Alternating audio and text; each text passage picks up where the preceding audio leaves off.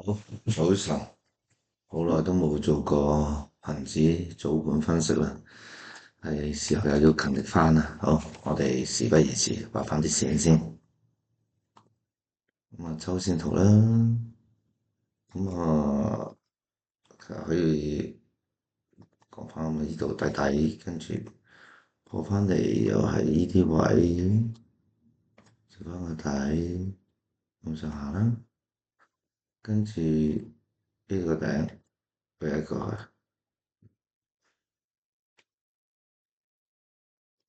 呢度俾一個。呢度俾一條佢，咁都夠玩住先嘅啦。跟住我哋睇日線圖，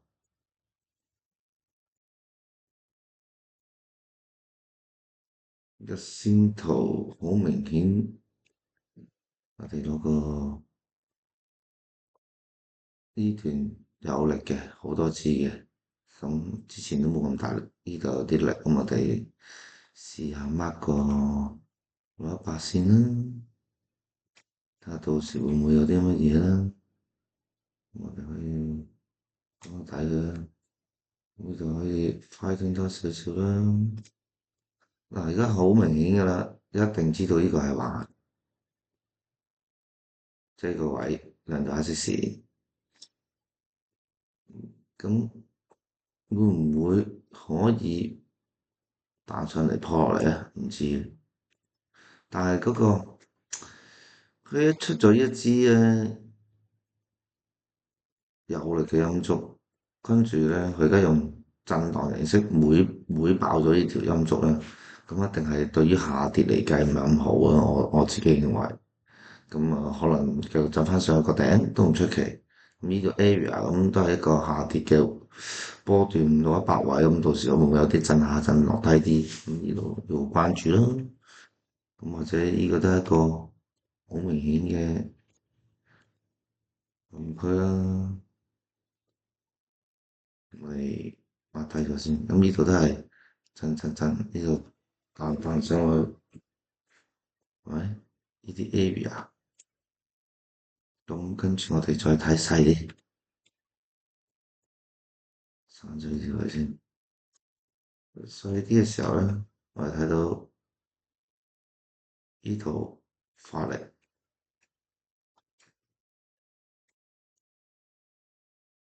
爆上去嘅，我哋俾個4H 咧，呢度我頭先係日線啊，跟住我哋睇翻呢度同埋呢度係一個，我當呢一組嘢係4H 啦，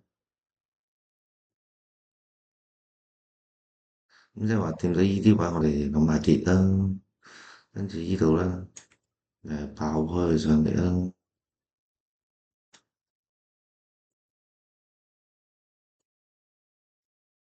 呢一支啦，呢一支4H 啦，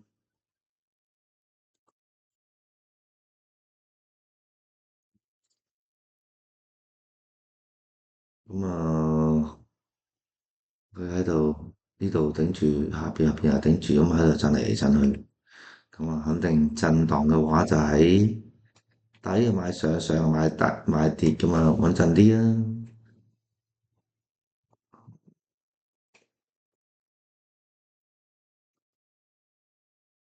呢個都係4H彈錯嚟，然之後俾呢個4H彈，不過用震盪形式上，咁我哋再睇細啲，其實睇下呢一組嘢究竟發生咩事啊？咁一定係橫行噶啦，咁睇下點樣橫行法，我哋睇細啲要。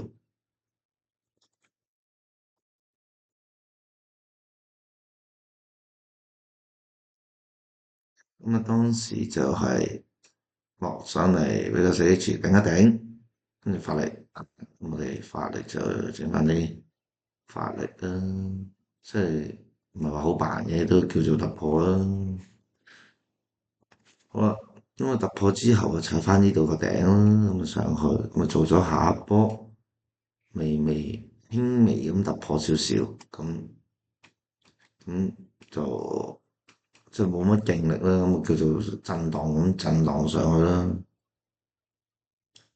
咁我哋震盪慢慢咧破咗上去，咪度鬧先啦，大約呢啲位啦，嗰時就咁樣震咗上去，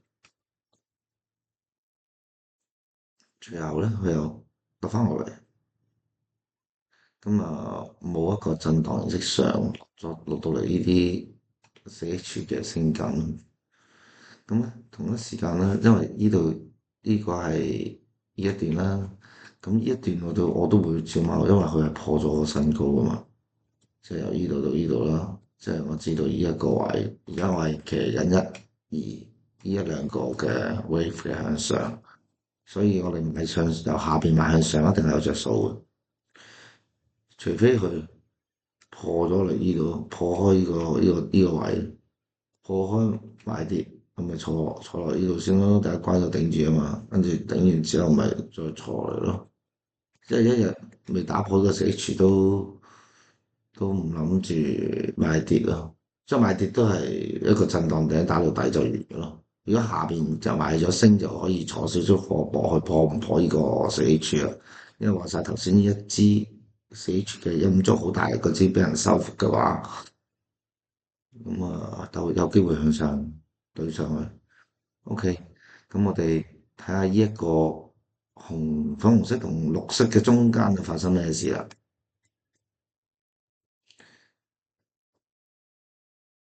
落嚟，落嚟，落嚟。咁呢度咧都有個禁區喺度，你又抹一抹佢啦。即係4小時嘅企翻住個禁區，呢個係30分鐘。會落嚟踩一踩，彈上去咁咪就話俾你聽，呢個位係有力咯。咁樣去證明件事啊，去證明個禁區有冇料到。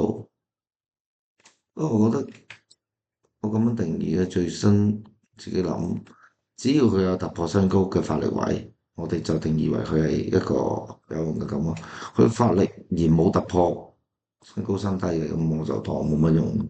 除非有啲突破啲禁區啦，係咁樣去定義佢，跟住上行震盪踩下踩下落翻嚟呢度，哦，係咪做翻個長方形咯？咁即係佢嗰個會變走嘛，咪變翻個長方形咯。不如講埋呢度啊，當時咧呢度有錢啦，有平底錢啦，佢夜期插咗落嚟，俾個升金踩翻住上嚟。跟住上到嚟呢度，形成咗個平頂線，然之後一個發力打突破，使錢二 B。咁當然啦，佢未出呢支巴嘅時候，你唔知佢係二 B。咁出咗之後嘅咪去翻，咁即係話呢個位有啲力啦。咁啊，做翻個呢啲 area 啦。咁當時9點半禮拜五都好多人都有做咯，咁啊呢個位買翻跌，我都有買，跟住就落翻嚟呢度又俾翻條30分鐘嘅升降頂住，跟住就震上去。好啦，咁即係而家我哋刪咗呢個錢先，因為呢個冇用噶啦。咁而家市場已經唔係行上陣啦，咁行緊啲乜嘢咧？佢行緊大啲嘅，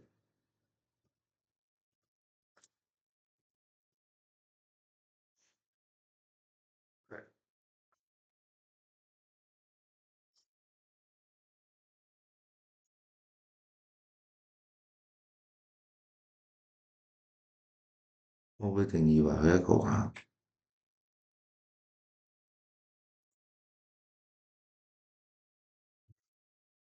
即係最近期嘅頂。即係橫行上陣又好，長方形還好，我哋最緊要揾底頂啫。呢個係一個頂，呢個頂，我當成組嘢係係咁大啊，咁大，係啊，咁樣咯，係啱係啦。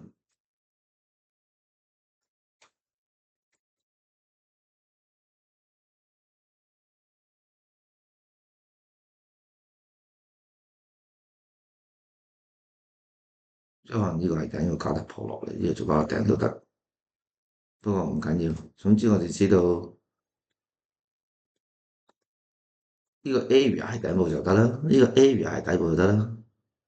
咁啊最近期嘅平晒呢啲，跟住呢啲又有平就有錢啦。咁市場呢度使咗呢堆㗎，咁震盪通常都係我哋諗，哦，佢打完錢就向另一邊打啦。呢個打咗落嚟，回一回又好，佢夜期唔計又好，咁啊打上翻去，上完之後打咗呢堆，咁啊落翻嚟，跟住呢度一夜發力，就打晒呢堆，嘭嘭嘭，到夜期先爆上去嘅。咁好啦，呢一個咧其實都係一個有力嘅發力禁區啦，冇可能唔係啦，最近期最有力嗰支巴啦。但係呢支巴咧係冇突破任何嘢嘅，所以絕對唔會諗其後買跌。佢只不過係一個打錢，打完錢就完咗佢嘅任務。咁好啦，呢度打完嘞喎，咁而家上去，咁其實你又想咁啊打呢隻腳先啦。如果咪搞咁多嘢都未開到工啲大戶，咁啊，我估佢會打佢上去。咁估佢打佢上去，咁佢都係咁而家就估佢上嘅話就係諗，好而家上咗嚟啦，回到邊個位上咧？咁我自己就估呢個呢個藍色線。呢個我自己估啊，因為呢個有個發力向上，同埋呢個有個即係呢啲叫open close 嘅位啊，個接巴嘅，咁咁啱有禁區咯，咁我就會喺度幫佢買升。當一陣間開市嘅時候咧，即係930嗰啲位啊，咁啊呢啲腳啊洗埋啊，咁啊可能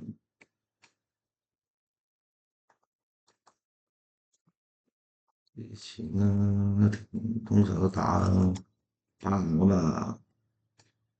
陣一陣咁咪衝上去。佢話：如果佢唔衝就點啊？啊，衝上去個第一個劇本。我話：喂，佢唔衝喎，唔衝啦。嗱，呢個正常就要彈呢個彈咁啊，呢個最後發力啊嘛。如果最後發力咗呢個咁，即係話呢啲冇力㗎啦，呢啲死啦等。如果佢一衝落嚟破壞咗佢嘅，咁可能頂呢支啦。咁啊，坐翻上嚟，我覺得唔介意啊，大呢啲咯，大呢啲咯，就咁樣咁啊行啦。咁我睇下啱個劇本係點樣開咯喎，我話啱啱一開就知佢40零點，佢落到 A 啲咁你知啦，回七唔七做跌啦，應該930你應該會有方向。嗱，假設我而家個劇本就係兩個都係向下嘅一陣間，我就會咁樣去部署。我咁如果唔係向下點啊？如果唔係向下咧，有可能咧踩呢條線唔排除啊，呢個頂啊，總之呢啲 area 啦，是但啦，我都唔知邊先。再細少少，打一打呢兩個錢，跟住嚟到短回，再衝上去，因為呢啲都係一個禁區啊嘛，睇下你開幾細嘅啫。咁佢好快，呢度有嘢彈上去咧，我都會向上做啦。因為實在佢有機會唔落咁低噶嘛，呢啲位佢都可能已經收過炒下限嘅啦嘛，係咯。呢條藍色線啦，呢條藍色線啦。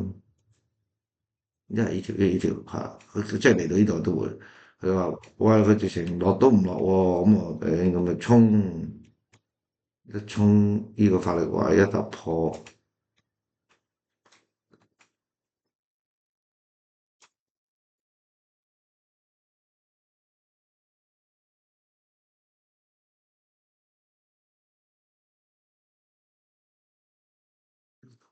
衝我就即刻做啦，我就即刻做啦，肯定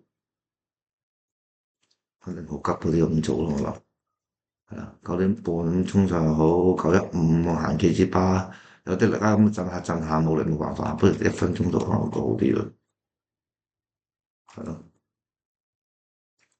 咁上下位我就會做咯，咁啊 mark 翻住啲線先，咁啊第一關睇呢度啦，向上圍住，第二關睇呢度啦，咁會留少少貨啊，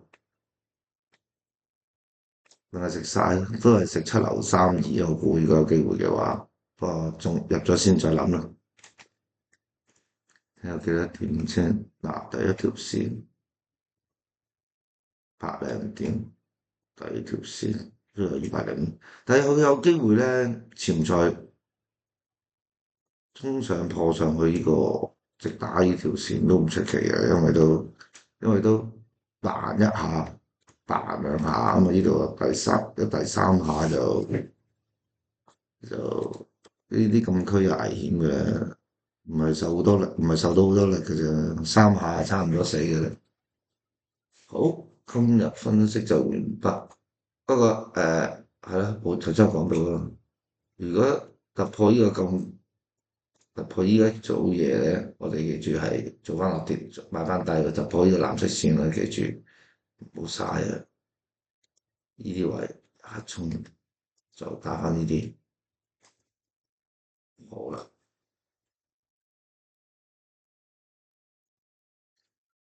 今日就分享完畢。